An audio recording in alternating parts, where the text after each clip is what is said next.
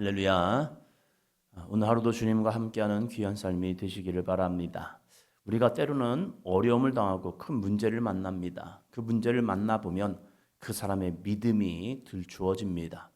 정말로 그 사람이 믿음을 향해 나가는지 아니면 세상을 향해 나아가는지, 하나님의 방법을 추구하는지 아니면 사람의 방법을 추구하는지, 그래서 위기와 문제를 만나보면 그 사람의 믿음의 실상이 다 비춰집니다. 다윗에게 큰 어려움이 임하였습니다. 이제는 평안하고 안정된 삶을 살던 이 다윗에게 압살롬의 반역은 이것은 크나큰 위기였습니다. 아들이 아버지를 치려 합니다. 아버지 입장에서 아들을 죽일 거냐 아니면 이 반란에 그냥 순응할 거냐, 이게 참 애매모호하죠. 이겼다고 해서 이긴 것도 아니고 진다고 해서 이것이 어떻게 되는 것일까? 이 선택이라는 것이 참 애매합니다.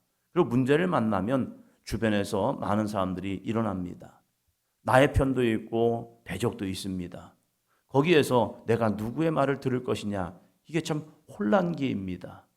그래서 이 위기의 시기에는 선택을 잘해야 합니다. 그렇지 아니하면 때로는 기회가 되기도 하지만 그것이 자기를 위협하는 위험으로 끝나기도 되는 거예요. 그래서 위기의 순간에 하나님의 집에 집중하지 아니하면 잘못된 선택을 통하여서 오히려 그때 큰 더 어려움을 만나기도 합니다. 이 다윗이 압살롬의 반역을 통하여서 위기를 만났을 때 많은 사람들이 나타나기 시작합니다.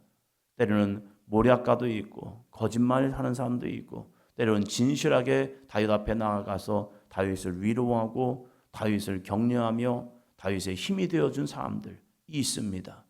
그러나 그 가운데 그것을 하나의 기회로 삼아서 자기의 유익만을 추구하는 사람도 있습니다. 그 중에 한 사람이 먼저 시바라는 사람입니다. 16장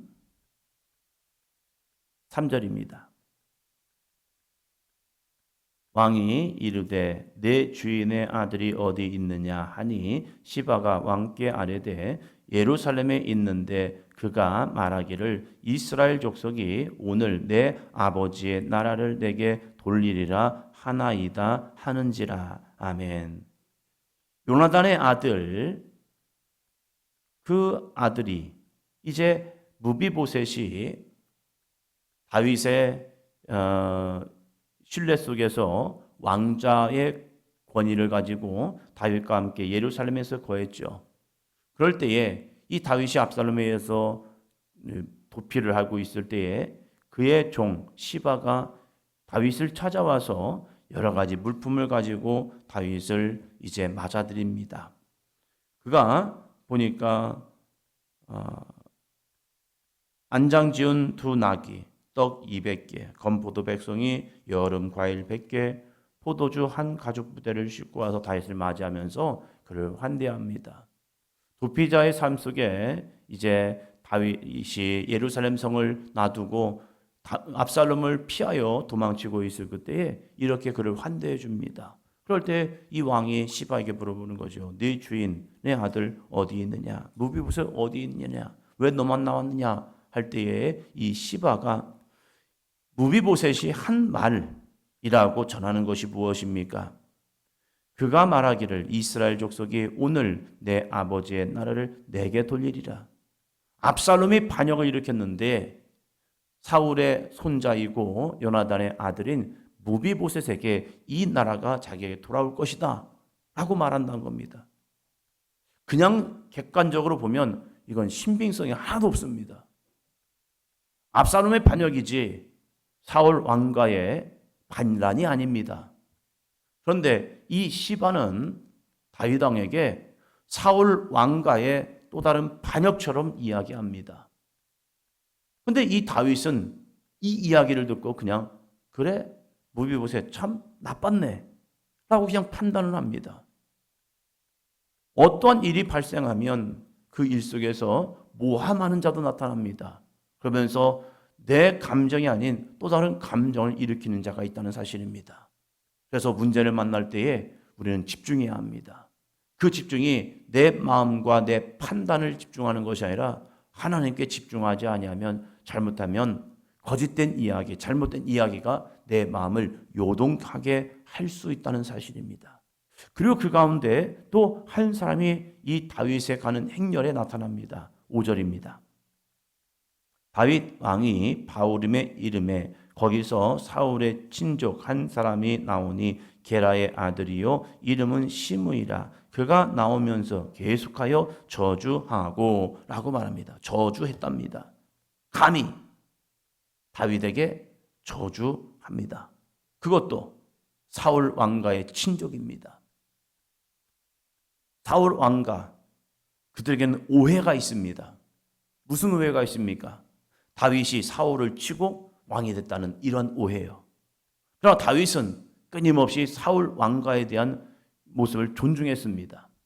사울을 죽일 수 있는 기회가 있음에도 불구하고 다윗은 사울을 죽이려 하지 않습니다. 단 하나의 이유, 사울이 좋기 때문에, 사울을 존경했기 때문에 아니에요. 사울 왕가에서 하나님께서 자신을 선택해서 기름 부음을 그도 압니다. 그럼에도 불구하고 다윗은 지키란 것이 무엇입니까? 여호와의 주권이요. 여호와께서 사울 왕을 기름 부어 세웠다면 하나님이 그를 패하실 것이다. 내 손으로가 아니라 하나님의 이 손 안에서 모든 것이 되어지기를 기다리는 이 다윗의 삶. 하나님의 약속이 있지만 기다리는 것은 쉽지 않습니다. 왜냐하면 내 안에 조급한 마음을 상황과 형편과 여건을 통해서 사단은 내 마음을 요동하기 때문입니다. 다윗에게 사울을 향한 마음, 사단이 얼마나 충동했겠습니까? 다윗아, 사울을 죽여, 사울을 죽여, 사울을 죽여. 그래서 아비새와 함께 사울의 진영 가운데 들어간 거죠. 그러나 그 충동이 행동을 만들어내지 않습니다. 하나님의 말씀을 의지하여서 아비새야 돌아가자. 여호와의 기름 부음 받은 자를 죽였을 때에 하나님이 기뻐하시겠니? 다시 돌아가자 하면서 사울의 물병과 창만을 가지고 다시 돌아가는 이 다윗. 그러고 나서 그의 마음에 얼마나 후회가 되겠습니까? 죽였어야 하나? 이 사울을 죽였어야 하나? 그렇지만 또 한쪽의 마음, 잘한 거야. 다윗아, 너 잘한 거야. 이 두 가지 마음이 여전히 그를 힘들게 할 때, 그럼에도 불구하고 다윗은 하나님의 주권 안에 자기를 내어놓습니다. 그래, 하나님이 하신 일이라면 하나님이 끝맺을 거야. 그래서 사울을 죽이지 않았죠. 그런데 이 사울 왕가의 사람들은 사울이 길보아에 가서 죽음을 당했잖아요. 블레셋에 의해서 죽임을 당했잖아요. 그런데 사람이 참 무지한 게 그냥 자기들의 관념에는 다윗이 사울을 죽게 만든 거야. 다윗이 아니었더라면 사울이 길보아에서 죽었을까? 이러한 애매모호한 생각들을 하는 거예요. 그리고 그 소문들이 나가버리면 사람들은 자기가 듣고 싶은 말만 듣고 다윗 때문에 사울이 이렇게 죽임을 당한 거야. 이러면서 모든 원인의 이유를 다윗이라는 사람에게 한정시켜버리는 거예요. 그러니까 사울 왕가의 친족이었던 이 시므이가 다윗이 예루살렘에서 도피하는 그 행렬을 바라면서 저주를 합니다. 그냥 저주한 것이 아닙니다. 시므이가 따라가면서 이렇게 외치기 시작한 겁니다. 7절이요. 7절 시므이가 저주하는 가운데 이와 같이 말하니라. 피를 흘린 자여 사악한 자여 가거라 가거라. 예루살렘에서 떠나가라고 하는 거예요. 너는 왕이 될 수 있는 존재가 아니야. 그러면서 이 다윗에게 피를 흘린 자여, 너 때문에 사울이 죽었어, 너 때문에 요나단이 죽었어 하면서 모든 원인이 다 다윗 때문이라는 거예요. 그리고 이렇게 말합니다. 8절이요. 사울의 족속의 모든 피를 여호와께서 내게로 돌리셨도다. 그를 이어서 네가 왕이 되었으나 여호와께서 나라를 내 아들 압살롬의 손에 넘기셨도다. 보라, 너는 피를 흘린 자이므로 화를 자초하였느니라 하는지라. 너는 피를 흘린 자이므로 화를 자초되었다. 하나님이 심판한 거야 하면서 온갖 저주를 다윗에게 막 퍼붓습니다. 돌을 던지고 그리고 먼지를 일으키면서 너는 이제 먼지와 같이 될 거야 하면서 참 듣기 싫은 말, 그 말을 막 외칩니다.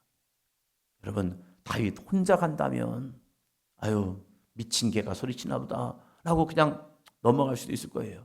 그러나 다윗은요, 혼자 가는 게 아니에요. 다윗의 가족들도 있고 신하들도 있고 무리들도 있어요. 그 사람들과 행렬하는데 자기 가는 이 발걸음도 비참하다고 생각해요.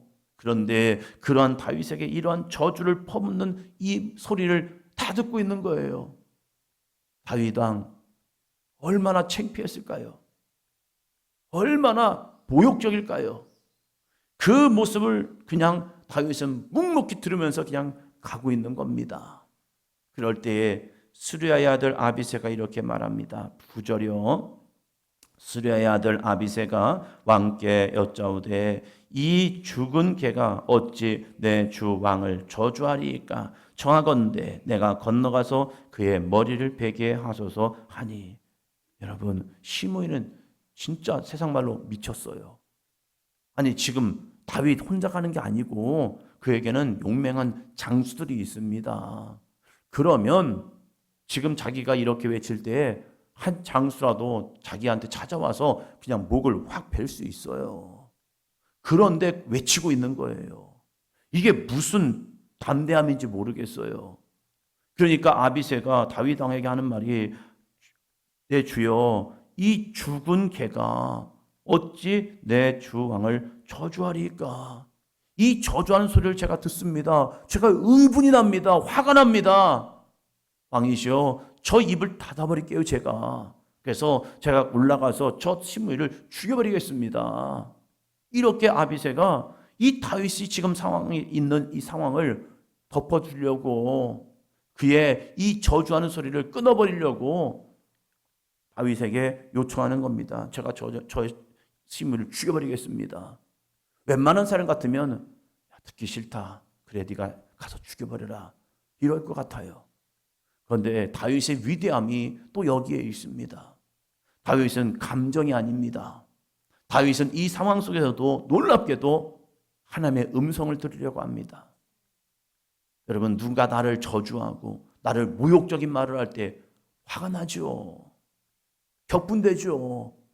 그럴 때 이 다윗은 감정에 치우치지 않습니다. 그 상황 속에서 놀랍게도 하나님의 음성을 들으려 합니다. 여러분, 하나님의 음성이 무엇입니까?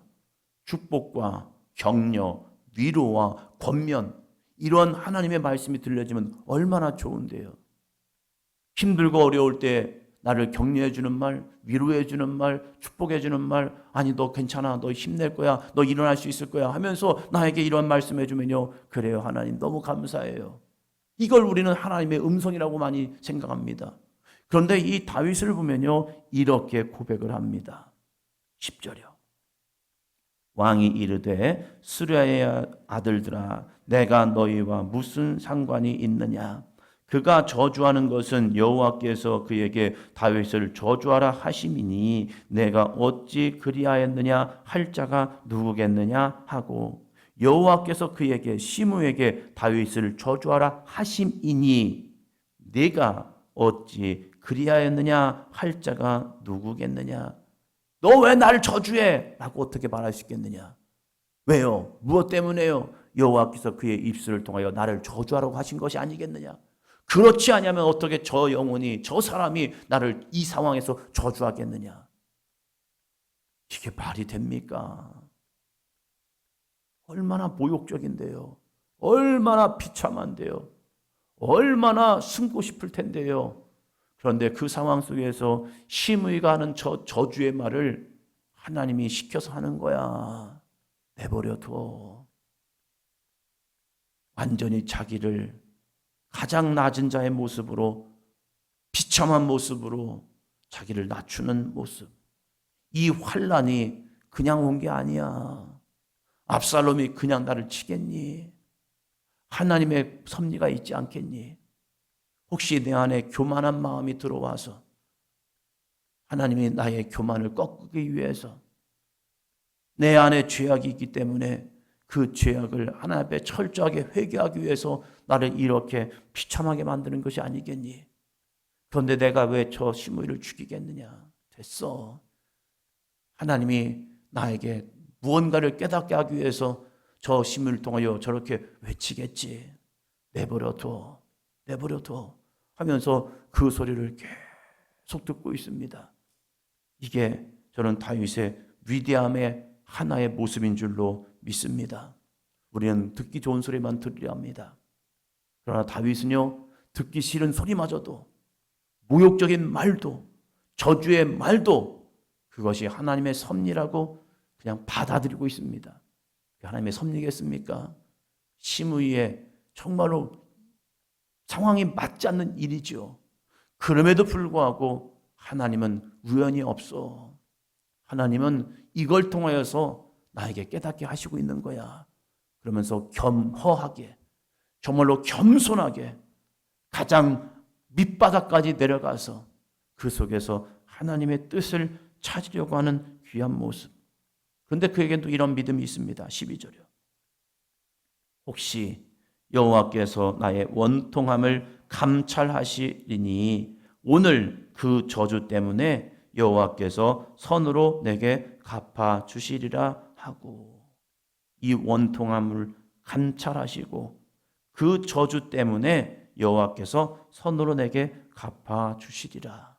그러면서 그 저주하는 시므의 모든 말을 그대로 듣고 그냥 끝까지 나아가는 이 다윗의 믿음. 자존심이 아니라 다윗이 붙잡는 것은 하나님의 능력입니다. 때로는 우리들이 자존심 때문에 주님의 일을 거스른 일이 있죠. 그러나 다윗은 자존심을 내려놓고 하나님의 거룩한 뜻 가운데 온전히 굴복하고 복종하고 순종하는 이 다윗. 그렇기 때문에 다윗은 다시 회복되는 은혜를 경험하게 됩니다. 오늘 우리들도 이 다윗의 거룩한 영성을 좀 본받았으면 좋겠어요. 감정에 의해서 일희일비하는 것이 아니라 하나님의 말씀을 붙들고 끝까지 주님 만나는 그날까지 승리하는 저와 여러분이 되기를 축원합니다.